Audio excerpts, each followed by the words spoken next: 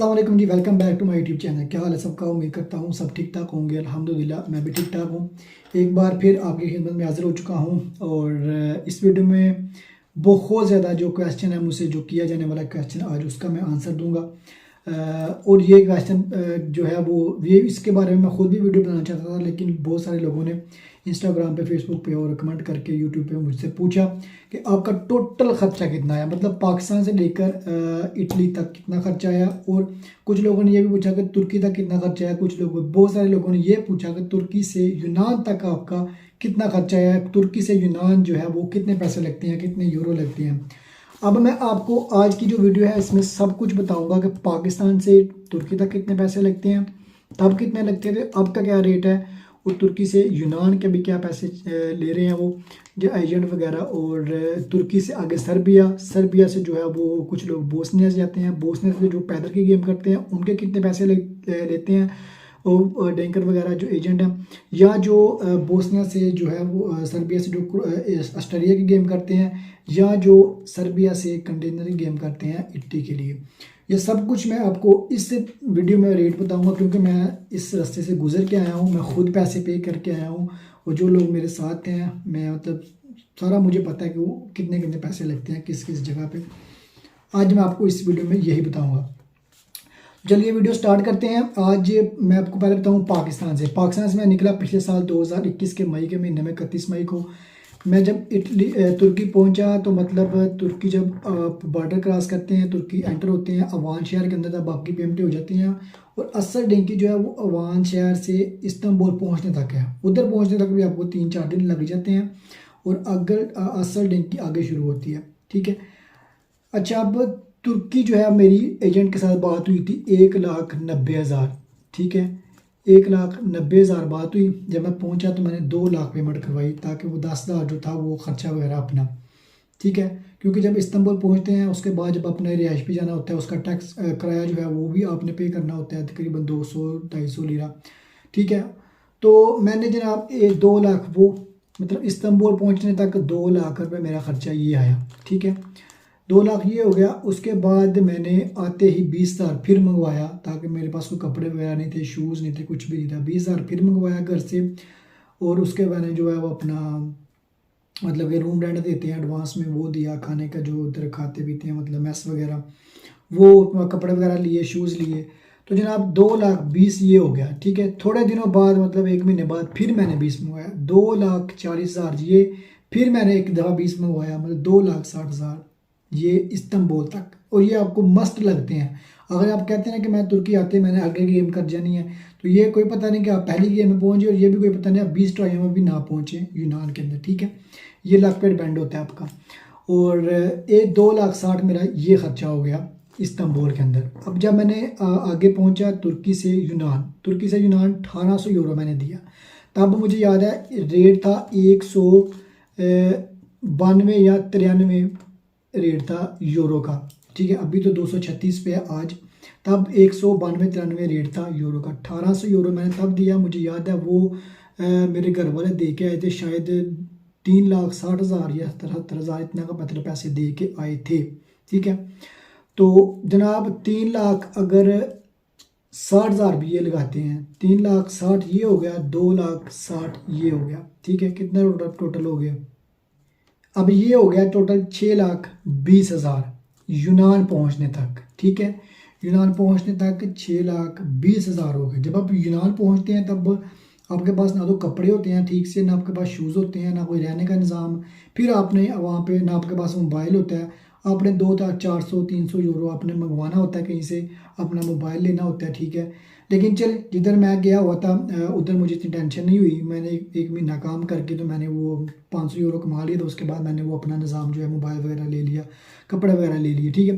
तो ये जो है मेरा वो जो ख़र्चा है 6,20,000, 6,20,000 मेरा ख़र्चा आ गया यूनान पहुँचने तक, पाकिस्तान से यूनान। अब उससे आगे जब 8 महीने मैंने वहाँ पे काम किया, मैंने माशाल्लाह अच्छे खासे पैसे वहाँ पे कमाए, 14-15 लाख रुपए मैंने कमाया वहाँ पे। मेरी 900 यूरो सैलरी थी, 850-900 यूरो मेरी सैलरी थी वहाँ पे। और यूरो का रेट भी 200 यूरो रेट था तब, और ठीक ठाक पैसे कमाए मैंने। और उसके बाद जो मैंने जितने भी पैसे लगे मेरे यहाँ तक पहुँचना, वो सारे पैसे मैंने यूनान में कमा लिए थे, ठीक है। कुछ लोग वहाँ पे काम लगे होते हैं, वो कहते हैं यार काम लगे हैं बस लगे रहे। जब बंदा एक दफ़ा यूनान के अंदर काम लग जाता है, उसके पास पैसे आना शुरू हो जाते हैं, तो वो जनाब फिर आगे आना भूल जाता है। वो लोग 6-6, 7-7, 10-10 साल से वहाँ बैठे हुए हैं, पेपर वगैरह बनते कोई नहीं है। मैं तो वहाँ पे 7-8 महीने काम करके तो मैं तो निकल आया, शुक्र अल्लाह का। अब 6,20,000 रुपये ये हो गया। अब उसके बाद क्या हुआ कि सर्बिया गेम मैंने की। अल्लाह वालों ने मुझे, मतलब कि मेरा दोस्त था, उसने किसी के साथ बात की हुई थी, तो उसके कंटेनर की गेम हो गई। हालांकि वो गेम होती नहीं है, वो बड़ा रिस्की सा काम होता है। वो जो टैंकर होता है वैसे ही बस कंटेनर खोल के अंदर आपको घुसा देता है, ड्राइवर को पता नहीं होता, ठीक है। अगर पता चल जाए तो वो उतार देता है, ठीक है। तो ये चीज़ है, वो जनाब 600 यूरो में हुई मेरी बात डन, ठीक है। 600 यूरो, तब 200 रुपये का रेट था, 200 यूरो रेट था उसका, और ये बना था तकरीबन 1,20,000 पाकिस्तानी। अब 6,20,000 वो और 1,20,000 ये बन गया टोटल 40 और 7,40,000, ठीक है। 7,40,000 ये हो गया सर्बिया पहुंचने तक, ठीक है। अब मेरे पास 400 यूरो थे जब मैं यूनान से निकला, मेरे पास 400 यूरो से ऊपर पैसे थे। वो मुझे इटली तक मेरे पास मतलब के काम आए हैं। इटली पहुंच के भी मेरे पास 70-80 यूरो बच गए थे, ठीक है। वो मैंने जनाब पेंटों के अंदर, मतलब उसका जो पैंट का ये नीचे वाला जो होता है, मतलब पोंचा जिसे कहते हैं और पंजाबी ज़ुबान में, ये नीचे मैंने वो उसको फाड़ के उसके अंदर घुसाए हुए थे। वो जो नेफा होता है जिसे बेल्ट आप बांधते हैं, उसके अंदर वाली साइड मैंने उसको कट लगा के उसके अंदर पैसे घुसाए हुए थे, ठीक है। कुछ मैंने थोड़े से पैसे मतलब जेब में रखे हुए थे। 400 यूरो वो लगा लें, ठीक है, मतलब पाकिस्तानी 80,000, ठीक है। ये हो गया था आपका 7,40,000 ये हो गया था, ठीक है। और 7,40,000 में 80,000 ये ऐड कर लें, ठीक है। ये हो गया जनाब 8,20,000, ठीक है। मतलब 8,20,000 ये मेरा पाकिस्तान टू सर्बिया तक लग चुका था। जो मेरे पास पैसे थे मैं वो भी इसमें काउंट कर रहा हूँ, ठीक है। 8,20,000 ऐसे ही है ना, मैं थोड़ा मैथ में कमज़ोर हूँ, अगर कुछ मिस्टेक हो जाए तो। अच्छा, 8,20,000 आपका ये हो गया, ठीक है। अच्छा, 8,20,000 ये खर्चा हो गया सर्बिया तक। अब वहाँ से मैंने जो गेम किया 3,200 यूरो में गेम की है मैंने। 3,200 यूरो जो है वो सर्बिया से इटली की, ठीक है। 3,200 यूरो, 3,200 यूरो पाकिस्तानी जो पैसे बने थे वो 6,00,000 तब 80,000, 6,80,000 मेरे घर वाले जो है वो दे के आए थे, गारंटी रखवा के आए थे, ठीक है। अब इसको मतलब टोटल करें, टोटल 8,20,000 ये और 6,80,000 ये कितना टोटल हो गया? ये टोटल 15 लाख रुपया हो गया, ठीक है। ये टोटल 15 लाख हो गया इटली पहुंचने तक। ये टोटल जो खर्चा है मेरा वो मैक्सिमम 14, 15, 16, 14, 15, 16, इससे कम नहीं है, 14 से कम नहीं है, इससे ऊपर ही है, ठीक है। 14 से 15 है, 15 से थोड़ा ऊपर लगा लें, 16 नहीं है, लेकिन ये 14 से 15 लाख मेरा पाकिस्तान टू इटली तक मेरे पैसे लग चुके हैं। और मैंने इतने पैसे पे किए हैं, ये मैंने कि नहीं किए नहीं है, पे किए हैं, पे करके यहाँ पे पहुँचा हूँ। ये चीज़ है कि मैं यूनान में मेरा फ़ायदा होगा, यूनान में मैंने काम किया 7-8 मंथ, तो वो मैंने पैसे उधर कमा लिए थे। लेकिन फिर भी मैं आपको ये बताना चाह रहा हूँ कि इतने पैसे लगते हैं। जो अब का रेट है यूनान तो पाकिस्तान तुर्की का, वो भी 2 लाख ही ले रहे हैं, ठीक है। लेकिन वो बड़ी ज़्यादा सख्ती बहुत ज़्यादा हुई है। अगर आपको अल्लाह ना करे कोई पकड़ लेते हैं रास्ते में, वो खुर्दे जो होते हैं वो आपको अगर पकड़ लेते हैं तो वो घर से आपके पेमेंट लगवाते हैं आपको मार के। वो 1,000 यूरो, $1,000 लगवाते हैं, या $2,000 लगवाते हैं, या $3,000 लगवाते हैं, ठीक है। अल्लाह माफ़ करे, बहुत सारे लड़कों से ऐसा हुआ भी है, ठीक है। और पीछे से फिर पैसे उनको मतलब भेजने पड़ते हैं और फिर बंदे को वापस वो डिपोर्ट कर देते हैं इतने पैसे लेके भी, ठीक है। तो ये बड़ा मतलब वहाँ पे रिस्की काम है तुर्की आते हुए, ठीक है। अगर अल्लाह ना करे कोई बंदा वहाँ पे फंस जाता है, उसको मतलब कि 1,000-2,000 देना पड़ता है, मस्त देना पड़ता है, ठीक है। 2-4 लाख तो बहुत डर गया, ठीक है। अब जो तुर्की से यूनान की गेम है वो 1,600 में भी हो रही है पैदल वाली, 1,500 में भी हो रही है, 1,800 में भी हो रही है, 2,000 में भी हो रही है। जिस गेम में मैं आया था मैं 1,800 यूरो दिया मैंने, और उस गेम के अंदर लोग 1,300 यूरो में भी थे, ठीक है। 1,300 यूरो में भी थे और 2,600 यूरो में भी थे। आपको मैं बताऊं उस गेम के अंदर 2,600 यूरो में भी लोग थे। जो बंगाली थे वो 3-3 हज़ार में भी थे, ठीक है।